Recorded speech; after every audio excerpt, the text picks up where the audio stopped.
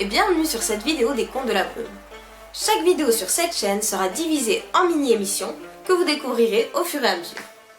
Aujourd'hui, nous allons parler des peuples Ekni dans le segment 5 questions sûres. Comme son titre l'indique, ce segment va nous permettre de répondre à 5 questions sur un thème donné. S'il y a un sujet que vous souhaitez aborder, n'hésitez pas à nous l'indiquer dans les commentaires, sur la page Facebook ou encore sur le forum.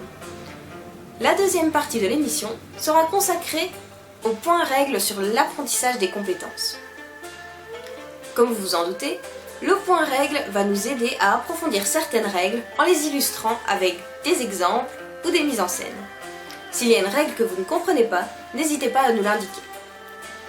Je vais maintenant vous laisser entre les mains de votre lutine préférée qui va répondre aux 5 questions sur les peuples Ekni.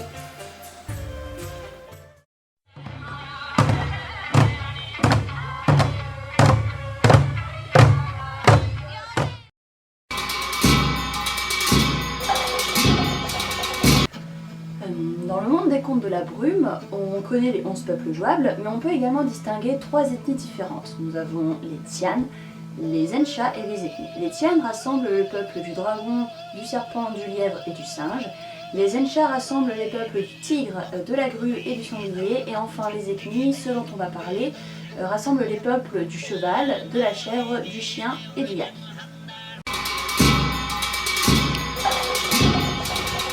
Les chevaux, ou Mori comme ils se nomment, jouent un rôle capital au sein de l'enclave, c'est-à-dire que ce sont eux qui fournissent la quasi-totalité des montures. D'autres peuples se sont essayés à l'élevage équin au fil des siècles, sans grand succès jusque-là. Donc les unités à cheval sont formées dans des camps d'entraînement Mori, les chevaux proviennent des élevages Mori, les nobles qui préfèrent monter à cheval plutôt qu'à pied achètent leur monture aux Mori. Les chars de guerre des dragons sont tirés par des chevaux Mori. Également, d'un point de vue défense de l'enclave, les unités à cheval des forces armées jouent un rôle décisif quand des yokai parviennent à passer le mur, parce que ça arrive. Et donc ces unités à cheval peuvent être constituées de guerriers d'un peu tous les peuples, mais certaines sont constituées uniquement d'hommes et de femmes Mori, parce que les femmes combattent aussi bien que les hommes. Et autant dire que ce sont ces unités qui sont les plus efficaces.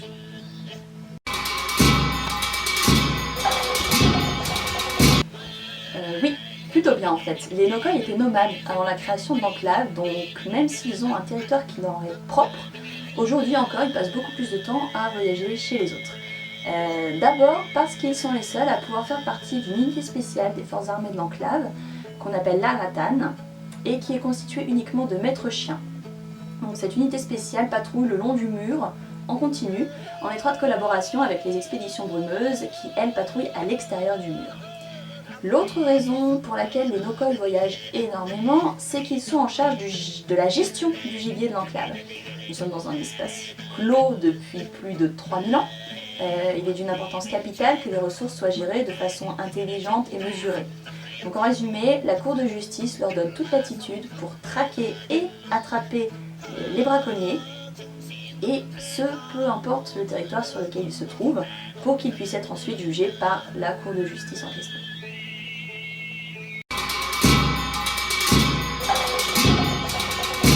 C'est vrai, on les appelle des fondouks. On en trouve plus ou moins selon les accords passés avec les autres peuples et l'intérêt commercial bien sûr.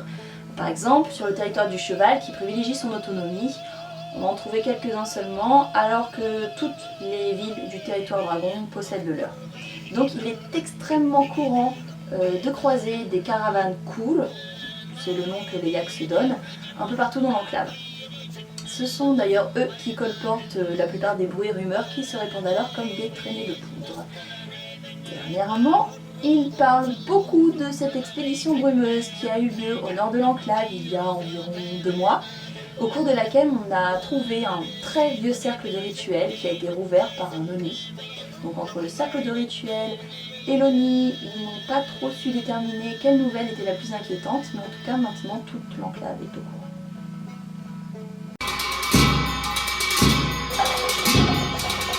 Ils sont d'accord, et même plutôt 2 fois qu'une. D'abord parce qu'au début de l'histoire de l'enclave, quand le mur et la barrière magique n'étaient pas assez renforcés, et que les incursions yokai étaient violentes et nombreuses, les peuples ont dû se replier plusieurs fois jusqu'au centre de l'enclave et dans ces cas-là, les chèvres couvraient leur retraite. Donc pendant très longtemps, le territoire yamani a servi de base arrière et de soutien. Et quand les choses se sont calmées et qu'ils ont enfin pu s'occuper de leur propre survie, les Yamanis se sont rendus compte qu'ils avaient tout oublié d'avant l'enclave.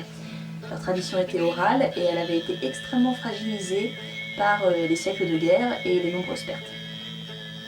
À partir de ce moment-là, les chefs ont commencé à prendre en note tout ce qui concernait leur histoire, tout ce dont ils se souvenaient, et ensuite ils se sont tournés vers les autres peuples pour en faire de même. Et maintenant encore, les Yamanis sont en quête de l'histoire passée de l'humanité, celle d'avant l'enclave, celle que tout le monde a oubliée. Et leurs bibliothèques sont immenses, particulièrement celle de leur capitale, à Taïwan-Zamaj, qui peut être comparée à la bibliothèque d'Alexandrie. Donc, tous les autres peuples de l'enclave sont plutôt contents que toutes ces connaissances soient à l'abri, au centre de l'enclave, loin du mur, loin de la brume et loin des yokai.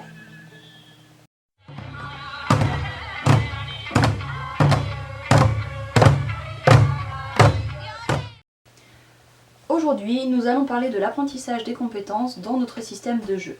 Mais tout d'abord, un petit rappel sur le processus de création des personnages.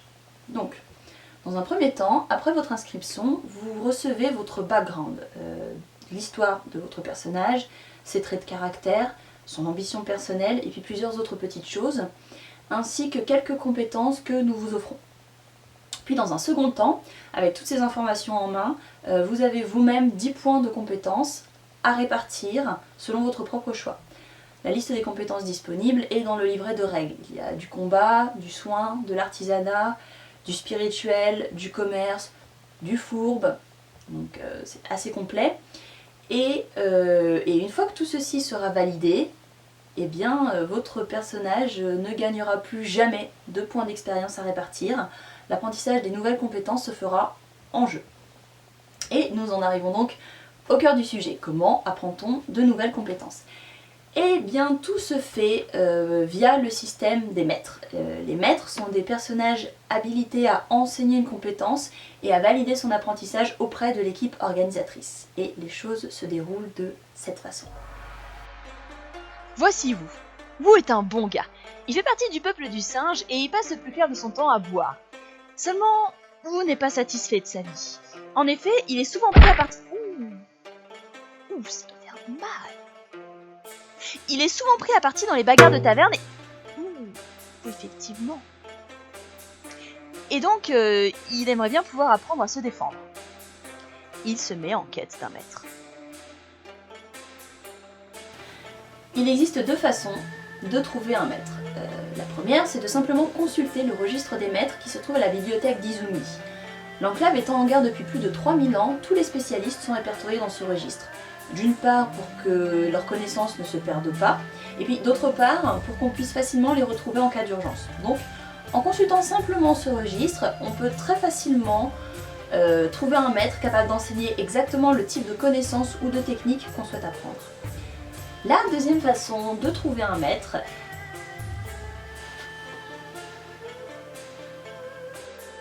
Vous a donc consulté le registre et a trouvé un maître du peuple de la grue capable de lui apprendre des combats à main nue. Par chance, le maître n'avait rien de mieux à faire. L'apprentissage peut donc commencer. concrètement, il y aura toujours une phase de jeu pour valider l'apprentissage des nouvelles compétences. Ça pourra être de l'apprentissage théorique ou de la pratique, en une fois, en deux fois, en trois fois, pendant 15 minutes, pendant 1 heure. Dans tous les cas, personne ne pourra apprendre une compétence d'un claquement de doigts pour ensuite courir vers un autre maître. Le jeu qui entoure le système d'apprentissage des compétences est très important et nous veillerons à ce que les maîtres suivent tous cette ligne directrice. Par ailleurs, notez bien qu'il faudra mettre de l'ardeur à la tâche parce que si un maître estime que vous avez bâclé les choses, il pourra refuser la validation de l'apprentissage. Dans notre cas, Pou a été un bon élève. Son apprentissage est donc validé. La validation de l'apprentissage est matérialisée par une carte du même format que vos cartes de personnage. Il faudra d'ailleurs la ranger avec. Dès le moment de la validation, vous pourrez faire usage de cette nouvelle compétence si vous le souhaitez. Et à la fin du jeu, quand vous nous ramènerez toutes vos cartes, nous validerons définitivement l'apprentissage, c'est-à-dire que nous éditerons votre carte de compétence pour la session de jeu suivante. Deux dernières petites précisions au sujet de l'apprentissage des compétences. La première, c'est que enseigner demande de l'investissement, du temps, de l'énergie, et que par conséquent, chaque maître ne pourra enseigner qu'à 2 ou 3 personnages maximum par session de jeu. La seconde, c'est que étudier auprès d'un maître ne fera jamais de vous un maître à votre tour. Vous serez juste capable d'utiliser une nouvelle compétence. Pour devenir un maître, en fait, ce qu'il faudra faire, Vous êtes maintenant des experts en ce qui concerne les peuples ethnies et l'apprentissage des compétences. Nous vous retrouverons dans 2 semaines avec une nouvelle vidéo et 3 mini-émissions. Une introduction au japonais, 5 questions sur Izumi et un point règle sur le combat. N'hésitez pas à nous dire ce que vous avez pensé de la vidéo en nous laissant un commentaire ou en cliquant sur les pouces. Dewa, mata kondo.